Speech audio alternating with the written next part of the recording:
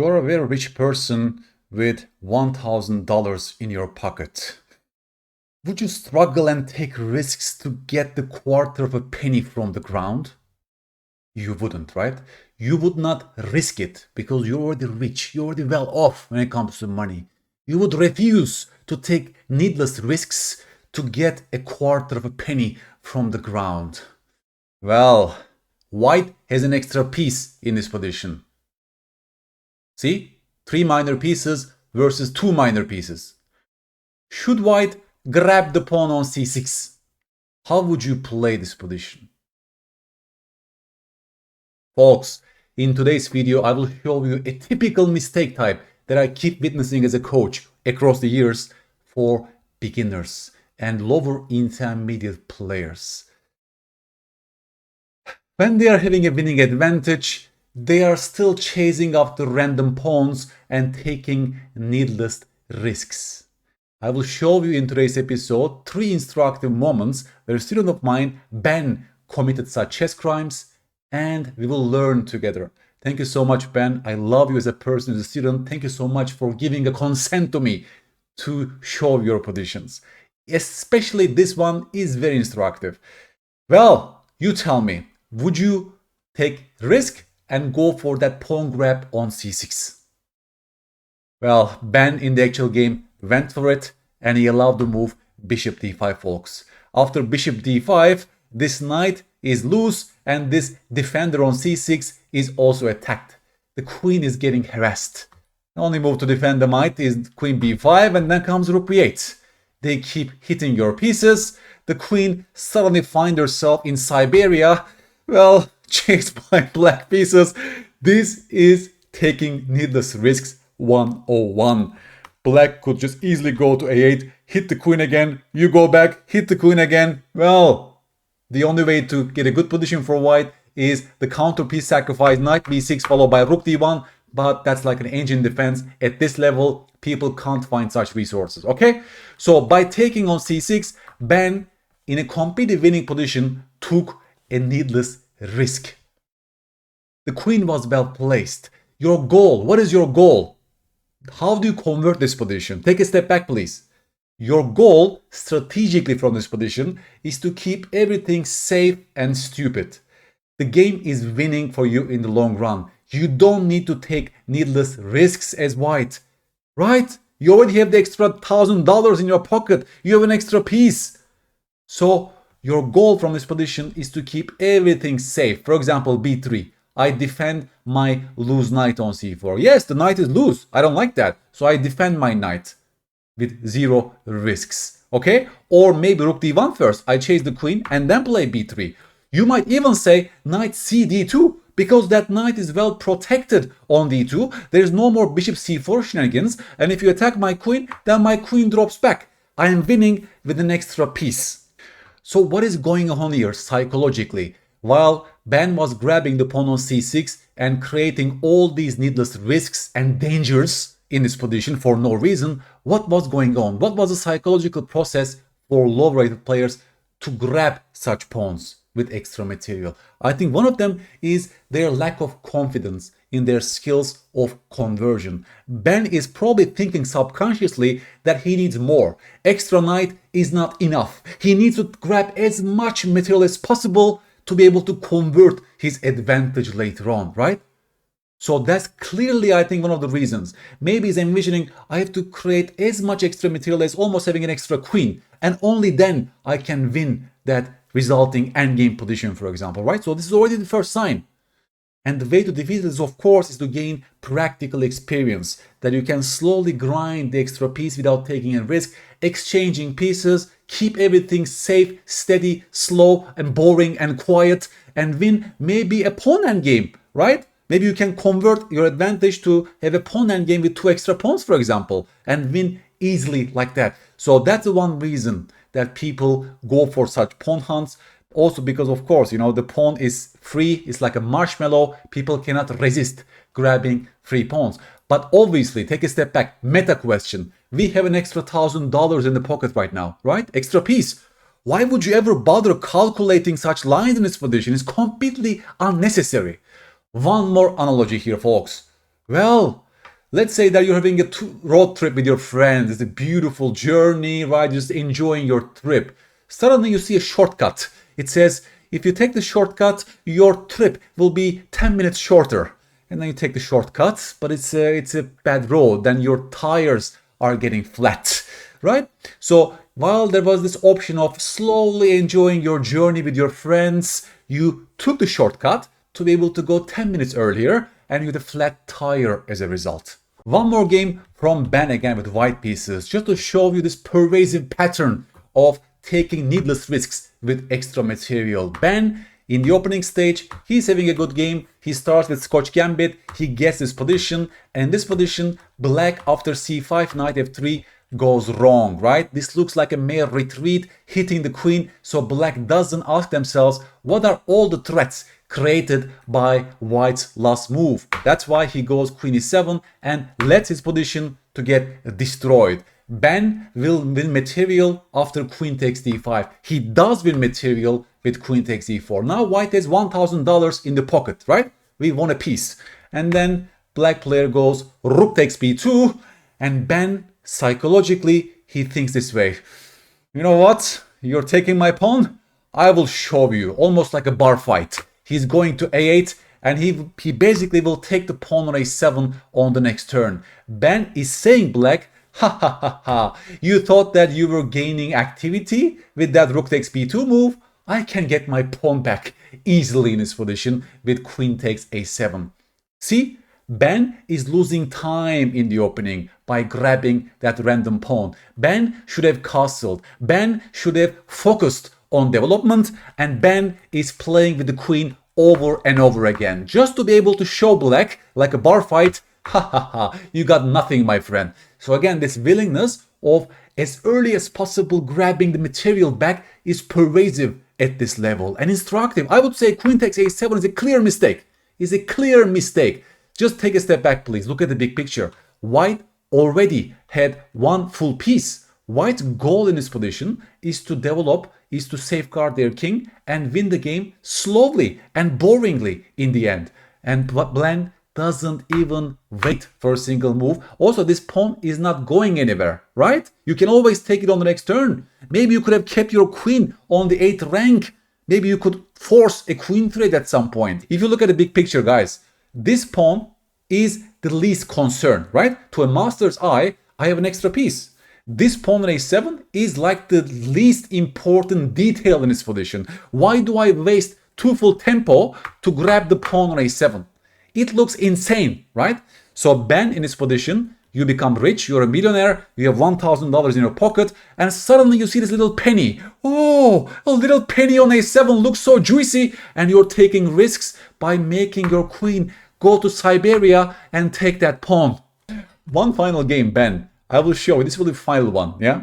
Don't worry. I won't like trash you so much, but this is the final game of yours that you were showing this tendency of taking needless risks. In this position, again, black gave you the piece. You won one full knight in this position, and black is also giving you one full rook. By the way, guys, these kind of mistakes are happening all the time around 1000 elochess.com. 900, 800, 1000. These kind of mistakes are pervasive. It's the norm rather than exception. So this lesson is really important consequences for you guys, okay? So Ben, you won a knight, you won a rook. In this position, yes, you lost the rook, but this knight is deserted. So in the end, you will have one full extra piece in the end. You waste some time to grab the knight. That's fine, okay? Black castle short. In this position, Ben, you again commit a crime in my book, okay? Again, folks, white to play. The queen is on a8. What should white play in this position? Would you grab the pawn on a7 with the queen in this position? How do you judge this queen takes a7 move? What are your observations about this move, folks? Unfortunately, Ben in this position went ahead and grabbed the needless pawn on a7. The queen ended up in Siberia. The queen had zero influence in this game from now on, and white gave time to black to open up the d file as a result. It's like a full plate analogy, Ben. Imagine you're in a buffet, you get all the food in your plate. Your plate is full of food. You don't need extra food in this position, okay? And just before you're going and sitting down at your table and eat your food, you're seeing that little dessert on the other side of the board, okay? You get the dessert, you put it on your plate, but then the plate gets too full and your food is dropped to the ground. It's something like that is going on here, Ben. You have a full plate right now. You already got your extra piece. What is your priority? Your priority is to keep the queen somewhere centralized, get your bishop somewhere useful, secure your king, maybe after these moves, and win the game quietly and slowly. But despite you having a full plate, you say, I want one more. I want that candy on a7, and you're giving time and coordination to black. Now it's becoming a little bit dangerous to play this position with white, don't you think? Because black is putting some pressure on our knight on d2, and your queen is a bystander. You want to return the queen to a4, but he defends the bishop with c5, and your queen is still cut off from the board. Your queen is still not well placed. So Ben has 2 extra pieces right now, but since he grabbed the marshmallow on a7, he's facing some threat. You tell me what threat white is facing right now. What is black's next move if white doesn't make a move? Yes, folks, you're a great player if you saw the move e4. For example, if white makes a random move, comes e4, this knight is pinned, you see it, and the knight is overworked. If you move the knight on f3, then you get mated on d2. There is no joke. White, by grabbing that marshmallow, taking needless risks, could end up getting mated in this position in 4 moves. But Ben is becoming a good player, folks. So Ben sees this threat, hopefully you saw the threat of e4, Ben, and you went ahead and grabbed the pawn on e5. This was a great pawn grab.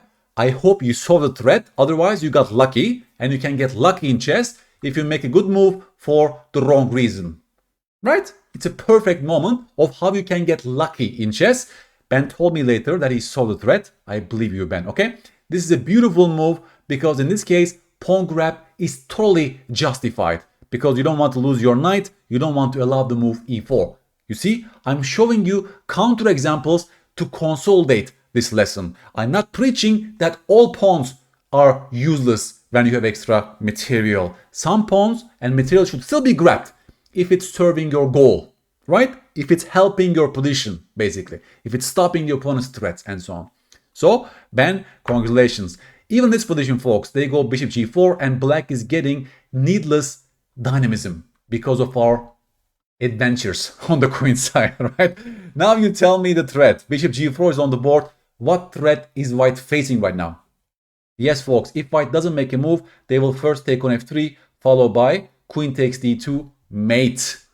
We are still facing some huge threats, and Ben sees it, and he plays the move bishop f4. Good move, Ben. You're guarding your knight on d2, thus you're stopping their threat. Rook e8, Ben plays another good move, bishop d3, because this queen is overworked. If you take my bishop, then you get mated on e8. Great board vision, Ben, in this case. You're also, of course, clogging the d file. Bishop d7, bishop e5, another very nice move. We have an extra material, so we are welcoming piece trades. Queen e7, what is the threat? Maybe some moves like this, although my bishop is covering it. So Ben goes rook e1, beautiful move. Ben wants to simplify the position. Right now, Ben is actually playing beautiful chess, and black loses the queen and the game very, very soon. White doesn't mess up from this position, and white wins the game. This is such an instructive moment here, folks. White is on the verge of getting 2 extra pieces. White will get 2 extra pieces after grabbing the knight on a1, and yet he's chasing after random stupid pawn on a7. You see? It's a beautiful mistake, Ben. It's like all these analogies I just gave you today are perfectly illustrating this concept. What was the best move for white then? How would you consolidate your position here? Tell me a couple of good looking ideas. I mean, I'm seeing maybe one very clearly good move for white in this position. Maybe you can even claim, why don't we grab the knight? That's also a good move. But to my mind, simple return with queen e4 is by far the best. Your queen is centralized. It's a beautiful piece. It's playing in this game, right?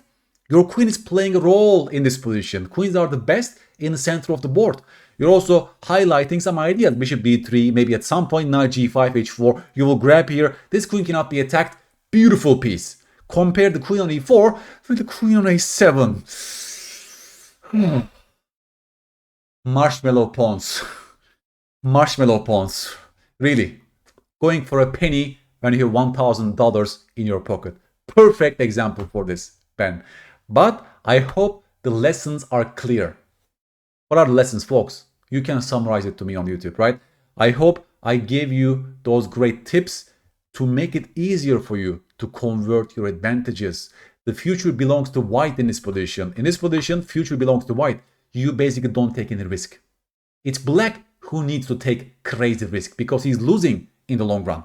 White is winning in the long run, thus care is required. Cautiousness is required, but trusting one's abilities of converting extra material is also required. Psychological confidence is required. Practice is required, perhaps, right? Gaining more experience in converting material advantages is required. So maybe you can take those endgame positions, 2 extra pieces, and convert against the engine or a bot or a friend of yours to gain more confidence in this terrain. Otherwise, you get distracted by random pawns because you're not trusting your abilities of converting 2 or 1 extra piece in chess. Again, I will leave you guys with this position where Ben chose to grab the little penny on a7 with $1,000 in his pocket. Please give me feedback on YouTube. How did you like this episode? Do you also experience similar problems in your games? I'm willing to hear your stories to become better as a chess coach. These are my observations across the years of very common strategic or even metacognition mistake, because we are talking about metacognition processes here, right?